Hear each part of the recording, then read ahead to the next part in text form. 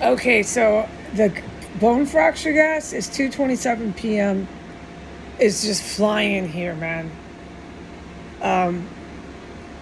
It got super dangerous when I was out there washing with fresh water and washing my hair.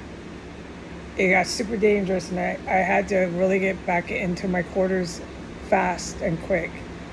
It's all coming from the front door. They're trying to get in.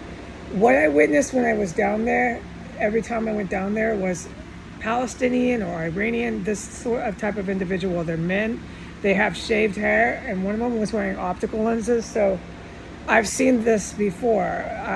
Explain that another time. They've got their white neo-Nazis and their Iranian slash Hamas, whatever they are, wherever they're from. They're identifiably Middle Eastern Muslim men. They have shaved heads. It's not shaved head thinking they're religious jihadists. They like to look like that, but they're not. They have actual shaved head religious jihadists ready to kill all these idiots that keep thinking they're on the warpath here. It's really, really, really dangerous that at any minute the fucking anarchy, chaos, violence this jurisdiction of DC can and will break into. But they've got this neo-Nazi white guy. He's a new one. He keeps going in and out of that homosexual army bald head guy. I call them bald heads. It's an English term for skinhead, neo-Nazi. A couple of bald heads.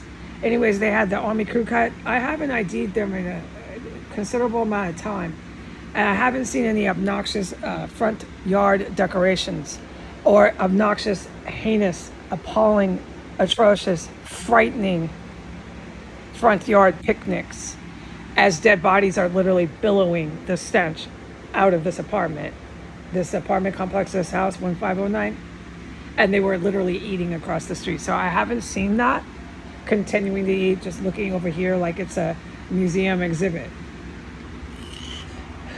Yeah, it makes you wonder what they're eating. Yeah. Oh, big question. Good question. Yeah, it begs the question: what were they eating across the street? But considering the cannibalism here, yeah, I know. Okay, but there's a new one that I have not seen. It's a new white male. He's another bald head. He has shaved head. He's about early 50s, late 40s. I don't know.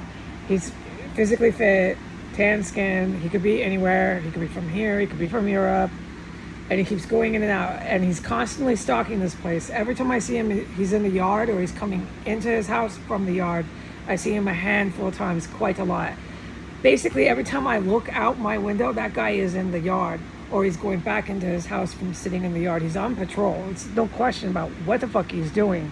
Okay, and today is in coordination with a gang of, they're obviously militaries. I can't explain or describe. We'll have to do that later.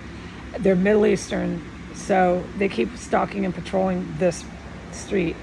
Marching is what they're doing. Marching, looking all pissed off, whatever. But that's what I mean by the front door. It got really dangerous because I was washing my hair, and it was like red light, alert, alert. Come back in right now. Dump the water on your head and get the fuck in your room. Because at any minute they're trying to come in, and they're not. Those ones aren't trying to go on Instagram. They want to assassinate me. I don't know if it's because of the property itself, 1509. I don't know if it's because of the compound, or if it's because that my potential to be a government person. I don't know my title that I would get in the government. I just don't know anything. I sit by myself. But these are my three guesses of why they keep trying to. They want to just get in the house really fast when I'm out there and get out and end my life. Okay, it's pretty creepy.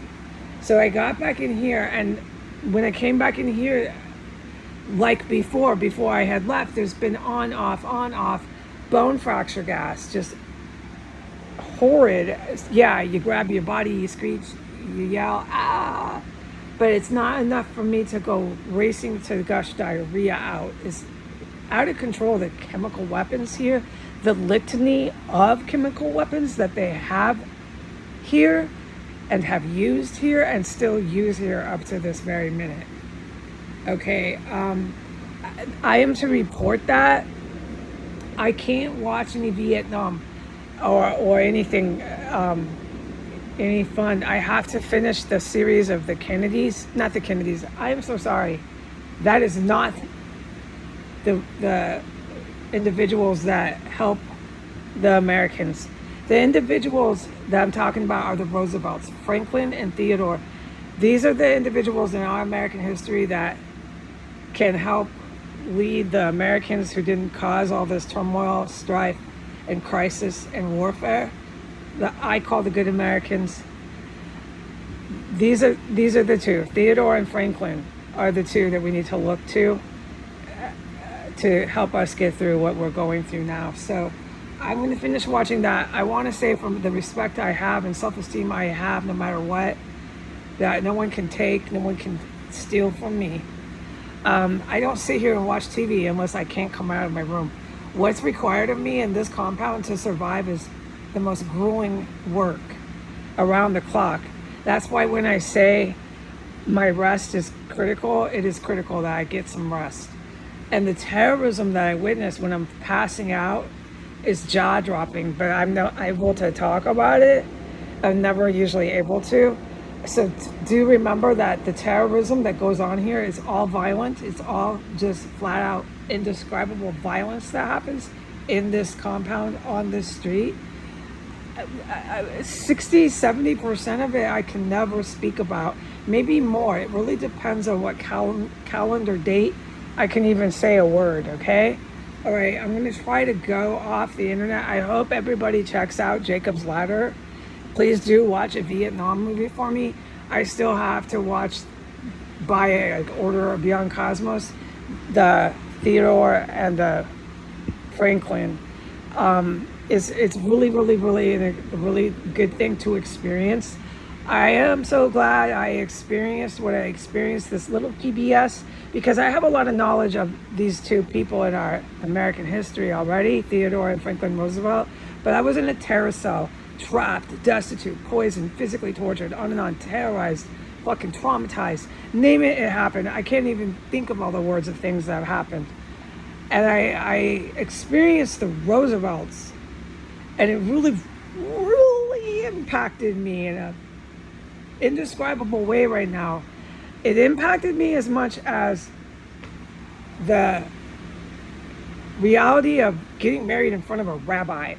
It just is something you have to experience, and trust me, it'll change you.